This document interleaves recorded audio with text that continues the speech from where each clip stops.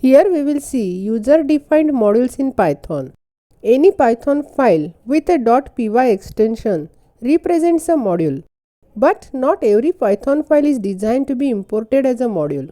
Modules are designed such as they are imported by other code and won't execute any code, but only exposes its top-level names as attributes to the imported object. It is also possible to design dual-mode code. Python modules which could be used for both importing and running as a top-level script. Module file names become variable names in Python. When imported, it is not permitted to name modules with Python's reserved word. First, we will see creating a module. To create a module, we have to save the code that we are going to use as a module in a file with the extension .py. Then the name of the Python file becomes the name of the module. General syntax for creating a module is: first use keyword def with function name, parameters, and then function body. For example, here we have defined the function welcome with parameter name, and inside the function we have printed welcome user with the parameter name. And we will save this as mymodule.py. Then we will see importing the modules in Python program. Programmers can import the entire code and definition of any previously written user-defined module using the import statement. To perform this, programmers have to use the import keyword followed by the module name. Programmers can also import multiple modules at a time using comma punctuator. General syntax is import and module name, which is used to import specific module. Then import module 1, module 2, which is used to import modules with specific names, and import star to import all modules. For example, previously we have created the module mymodule. Here we will use import mymodule, and to execute the function welcome from that module we will use mymodule.welcome, and we have passed the parameters as abc. Then the output will be welcome user abc. Next is naming and renaming modules in Python. Programmers can give any name to the module file, but the module should have the file extension .py. To rename a module, programmers need to use the alias while importing a module. The as keyword is used for renaming the module with the aliasing concept. For example, import mymodule as name, and then to execute the method welcome from mymodule, we will use name.welcome with parameter abc. Then the output will be welcome user abc. Next is from import statement.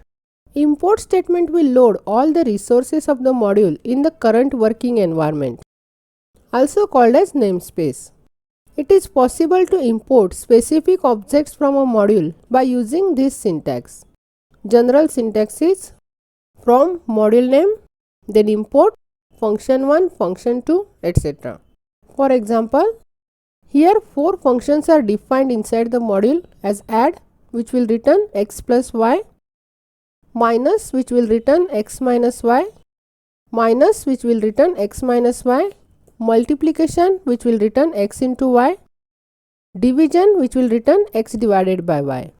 And we will save this as module calc.py. Now we can import one or more functions using from import statement. So we can import the calc module as from calc import add, and here we will call the method add 4, 5 with print addition of two numbers. So the output will be addition of two numbers as 9. To import all functions from the calc module, we will use from import star. So from calc import star, and here we can call all the methods from the calc module as addition of two numbers, then add 4, 5, subtraction of two numbers for minus 4, 5, then multiplication of two numbers we will call mul 4, 5, and division of two numbers for div 4, 5.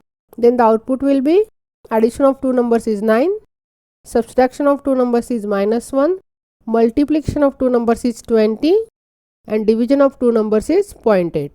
We can reload a module, that is, suppose you have already imported a module and using it, And if the owner of the module added or modified some functionalities after you imported it, you can reload it.